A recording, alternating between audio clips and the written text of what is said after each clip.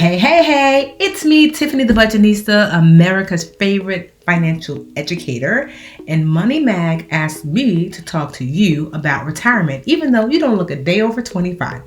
So let's talk about the three main accounts that most people think about when they think about retirement. 401k, traditional IRA, and Roth IRA. Although there are other retirement accounts, that's what we're going to focus on today. So let's start with 401k, shall we? So a 401k is a retirement account that's typically offered by the employer that you work for, company, business. And so the way a 401k works is that you are able to contribute pre-tax dollars into this retirement account. Also with the 401k, let's just say you leave that job, you can leave your money there at that job. Now your contributions will stop, but you can continue to earn interest, or like many people, you can roll over your 401k money to typically a traditional IRA, which we'll cover later, so you can continue to contribute there. What makes 401k so special is that oftentimes companies will offer something called a match. Around here, we call match free money. So what a match is when a company says, for whatever reason, sometimes it'll say, if you contribute this amount, we'll contribute 10% of your income, or you contribute 2%, we'll contribute 2%.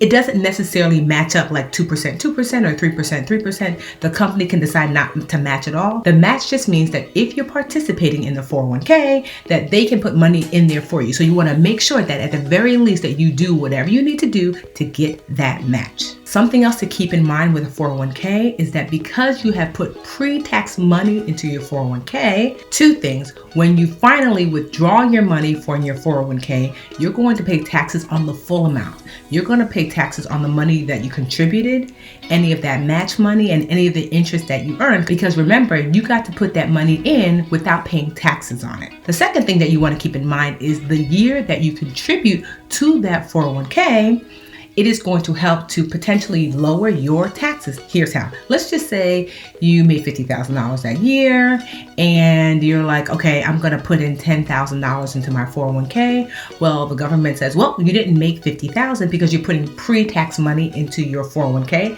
Instead, we're looking at you as someone that made $50,000 minus the 10 that you put in, you made $40,000. So we're going to tax you on the $40,000. So that is one of the huge benefits to a 401k. Another great benefit to a 401k is that it has high contribution limits. Let me show you. If you're under 50 years old, currently you can put up to $19,500 into your 401k. If you're over 50, you can put an additional $6,500 with something called catch-up contributions. That means they acknowledge if you're over 50 years old, you are closer to retirement, so they allow you to put additional money aside just in case that you did not start contributing to your 401k when you first started working when you were younger. Let's talk traditional IRA. So a traditional IRA is an individual retirement account that you set up yourself. So what's great about a traditional IRA is that unlike a 401k that says really these are the only investments available to you, with a traditional IRA, you really have a wide range of investments that you can choose from. You really have all the investments out there really that you can choose from. So that's awesome. It also is pre-tax money that's put into a traditional IRA, just like a 401k. Now, if you have a 401k, and remember I said before that if you leave your job, you can roll over. Typically, people will roll over their 401k into a traditional IRA. What makes the rollover special is that there's no max amount of rollover, but you're only allowed one rollover per 12-month period to that IRA. Got it? Good. Just like with a 401k, this is a tax-deferred account. You're going to put pre-tax money into your traditional IRA so it can lower your taxes in the year that you contribute. The current contribution limit up to the age of 50 is $6,000 annually. If you're 50 or over, it's $7,000. Because remember, we talked about those catch-up contributions. The downside with a traditional IRA is similar to the downside of a 401k. If you take your money out before you're 59 and a half, you're looking at a 10% penalty.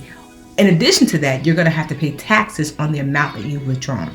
I remember I've done this, and it was about 30% of the money that I had set aside that I ended up losing. So be very careful before taking out any money from your 401k and your traditional IRA. Last but not least, let's talk about the Roth IRA. That's my favorite, right? So a Roth IRA is structured different when it comes to your taxes because you put after-tax money into your Roth IRA. Basically, you contribute money from your take-home pay. So what does that mean? It means that there's not a tax deduction that year, but that means the money that you put in your Roth IRA has already been taxed, but it means when you pull it out, you don't get taxed again. So you don't get taxed on your contribution again, and you're not going to get taxed when that money has grown. You don't get taxed on the growth, on the interest.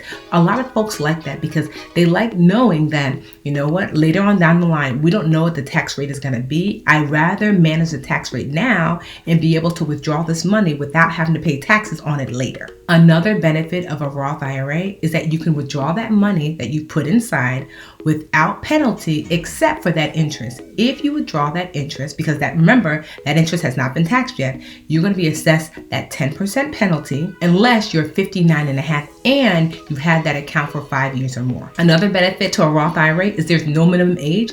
Oftentimes you'll see business owners hire their children because they know they can open up a Roth IRA. You want to be mindful though, with a Roth IRA, there are income limits. Currently the income limit is if you are single or ready to mingle, the income limit is you cannot make over $140,000 a year in order to contribute to a Roth IRA.